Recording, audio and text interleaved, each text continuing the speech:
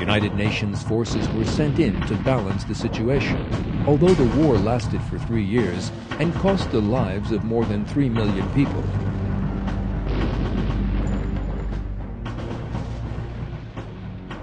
The Red Chinese Army directly entered the war on the side of North Korea, while the Soviets provided arms and equipment.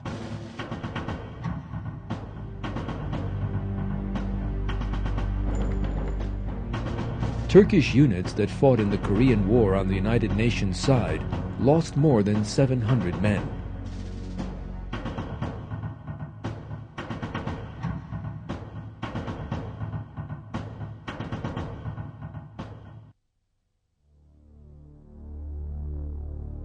After the Korean War, one of the bloodiest conflicts in history, Mao became more involved in internal Chinese affairs. He frequently addressed the people, and millions of Chinese were made to listen to his speeches over loudspeakers. He would promise industrialization and regeneration in those addresses and say Marxism-Leninism is our only guide.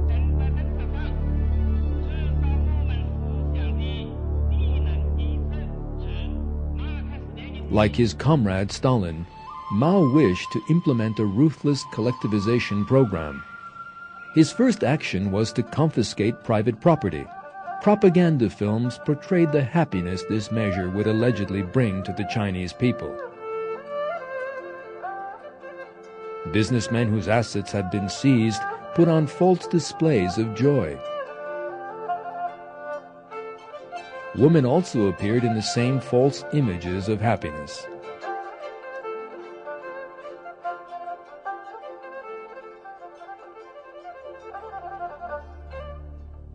In reality, however, the regime brought people fear, not joy.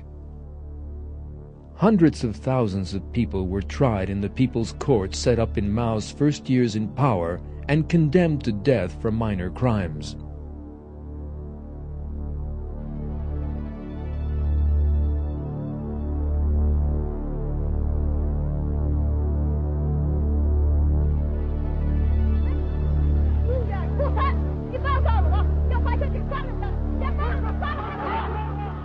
The real disaster, however, would begin with Mao's Great Leap Forward.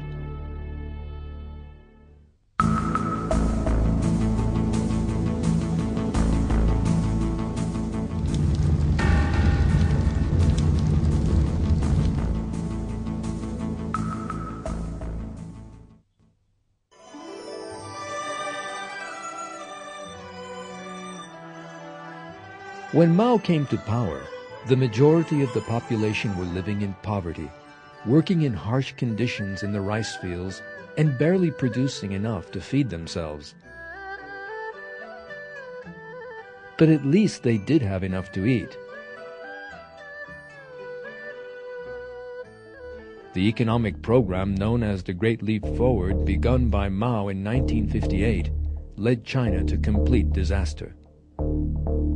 The Great Leap Forward began with the slogan of doubling China's industrial and agricultural production.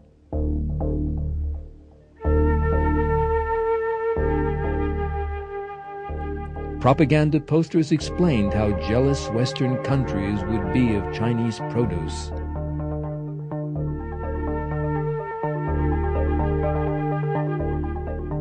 Mao was portrayed as a leader who would solve all problems by implementing communist ideology in society. To that end, agriculture was first collectivized. Individual production was banned. Villagers were placed in huge communes consisting of thousands of people and forced to engage in collective production under military discipline.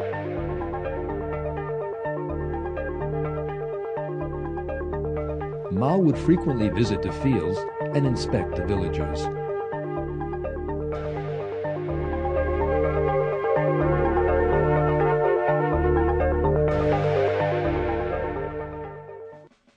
At the same time, the Communist Party initiated a campaign aimed at ridding the whole country of harmful animals.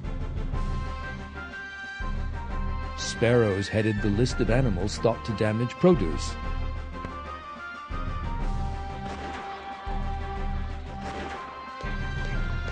hundreds of thousands of Chinese set about exterminating them with catapults, stones, and guns.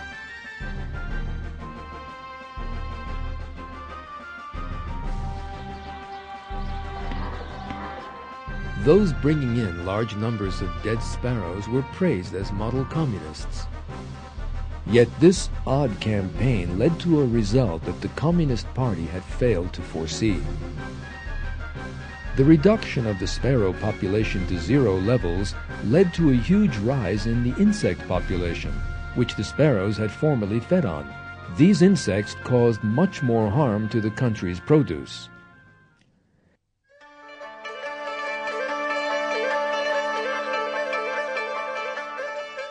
In 1958, competitions were held between communes.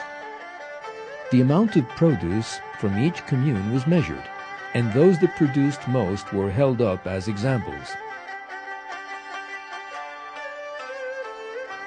Every commune swore to reach higher quotas.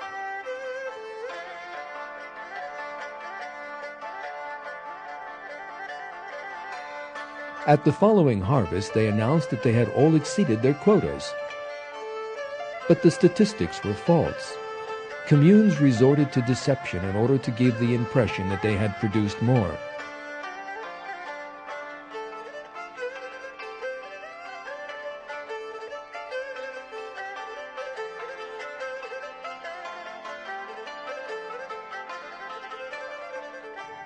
Some even tried to demonstrate that they had filled their quotas by replanting harvested crops in the inspection fields.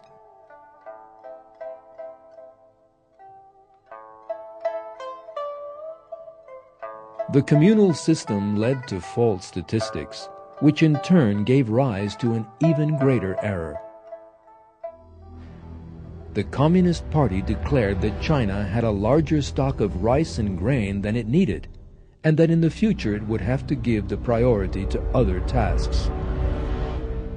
Tens of millions of peasants were therefore removed from the fields and set to work on the construction of a giant canal.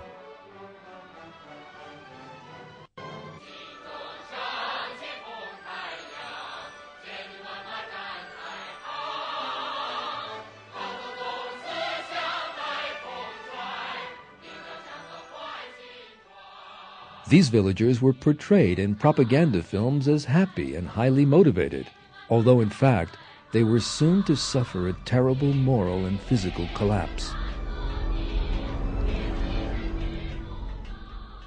Tens of thousands of people died as a result of industrial accidents in the hazardous conditions they were made to work in.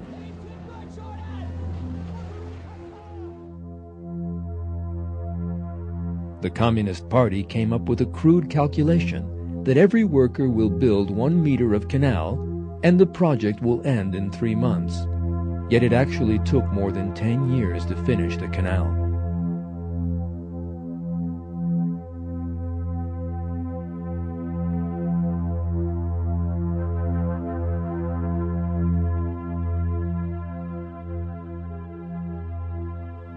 During the Great Leap Forward, factory workers' hours were doubled, and machines began to work non-stop.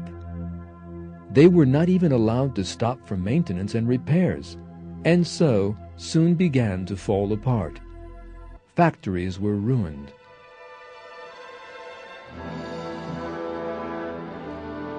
At the same time, Mao announced another target for the Great Leap Forward. Steel production was to be doubled within 1 year.